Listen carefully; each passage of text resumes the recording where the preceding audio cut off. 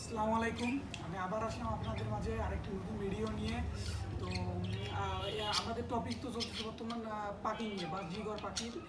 তো আমি বলছি যে এটা হলো আমি সব ইনফরমেশন দিব যেন আপনাদের পালতে কোনো অসুবিধা না হয়। তো সেই প্রেক্ষিতে আরও কিছু ইনফরমেশন নিয়ে আপনাদের সামনে হাজির হইলাম।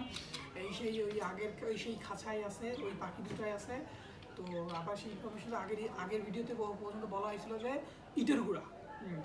তো ইটের গুঁড়া তো জুম করে দেখাইছি যে ইটের গুঁড়া দিছি আমি। আপনারা তো বিশ্বাস করবেন না যে আমি হয়তো উদয় বলতেছি, কিন্তু না, আমি দেখাইছি যে ইটের গুঁড়া দিছি।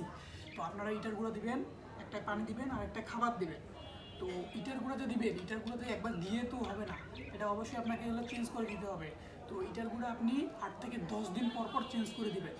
তো ইটের গুঁড়া বলতে গেলে আপনি একদম মশলা পাউডার গুঁড়া করবেন, একদম এটা পাউডারগুলো আছে না, পাউডারের মতো করবেন ইটের গুঁড়া করে ওগুলো দিবেন। 8 থেকে 10 দিন পর পর চেঞ্জ করে দেবেন, কিন্তু চেঞ্জ অবশ্যই করতে হবে। তারপর এইটা হলো ইটের গুঁড়া। আর খাঁচাটাতে নেবেন, খাঁচাটা এইভাবে সেট আপ করতে হবে আপনাকে, যে এইভাবে একটা কাবাডি বা কিছুটা দিয়ে এইভাবে দিতে হবে। ওরা কিন্তু নিচে থাকতে না, ওরা অলওয়েজ উপরে। আমি কিন্তু আগেই বলছি এরা কিন্তু উপরে থাকতে খুব পছন্দ করে। তো এই ব্যাংকটাও যেভাবে উপরে থাকতে, ওর ঘর থেকে উপরে দিতে হবে, ওদের কিন্তু বসা বা দাঁড়ায় থাকার স্থানও এইভাবে উপরে দিতে হবে। আমি দুইটা দিছি, আপনারা একটাও দিলে কোনো সমস্যা হবে না, কিন্তু দিতে হবে একটা, মানে মাস্ট বি একটা দিতে হবে। তো আমি মাত্র দুইটা দিছি, কিন্তু আপনারা একটাও দিতে পারবেন, কোনো সমস্যা নাই। তারপর তো এখন আমি দেখাবো খাবার। তো এইটা আমার হইলো ভিতরের ভিউ।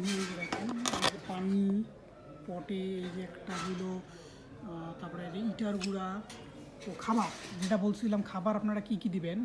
তো খাবার আমি বলতেছি, এই যে দেখাচ্ছি, এই যে দেখেন খাবার এখানে আছে হইলো আপনার চীনা ধান, তারপর হইলো কাউ।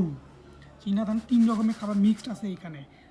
এটা কিন্তু প্রতিদিন কিন্তু আপনাকে এইটা ঝেড়ে দিয়ে, এই যে এই দেখেন, ভালো করে দেখেন, এই দেখেন এটা কিন্তু আছে, এরা খায় কিন্তু খোলা আছে। এটা কিন্তু অবশ্যই আপনাদের করতে হবে, মানে সকালে ঝেড়ে ফেলে দিতে হবে এবং প্রতিদিন এই কাজটা করতে হবে। মানে আপনাকে খাবার ঝেড়ে নতুন খাবার দিতে হবে, মানে এগুলো ফেলে দিতে হবে না। এগুলো যেগুলো আছে, যেগুলো যে খোলসা বলতেছি, এই খোলসাগুলো ঝেড়ে ফেলে দিয়ে আপনাকে যদি খাবার কম থাকে তাহলে খাবার দিতে হবে। এইভাবে প্রতিদিন সকালে করতে হবে।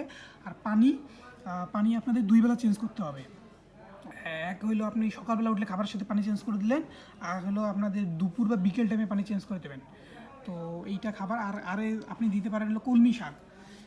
কলমি শাক আছে, কলমি শাক হইলো আপনারা সপ্তাহে 2 বার দিতে পারবেন কলমি শাক। ঠিক আছে, কলমি শাক দিতে হবে যেন। আর এটা যদি কোনো অসুস্থ হয়ে পড়ে তাহলে আপনারা প্যারাসিটামল পানির সাথে গুলাই দিতে হবে যেন ওরা সুস্থ হয়। এটাই হলো প্যারাসিটামল দিতে হবে। আর খাবার তো যেটা বললাম এই আপনাকে দিতেই হবে।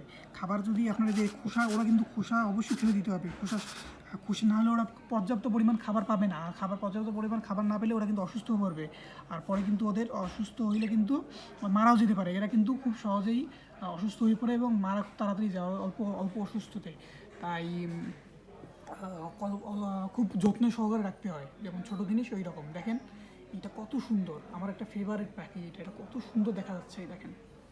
এই দেখেন দুইটাই আবার একসাথে হয়ে গেল। দেখছেন, তো একজনের পিছন দেখাচ্ছি, তো বলতেছে আমার দেখানোকে, এরাও একসাথে হয়ে গেল। এই দেখেন, দেখছেন কত সুন্দর দেখা যায় এদের। এটা যখন আরও যে কালারগুলো আছে ওগুলো আরও সুন্দর দেখা যাবে, ওগুলো আরও সুন্দর দেখা যাবে। এরা ভাবতেছে আমি কি করতেছি, পাগলের মতো বলতেছি কথা। এরা কিন্তু আবার খুব চালাক হয়।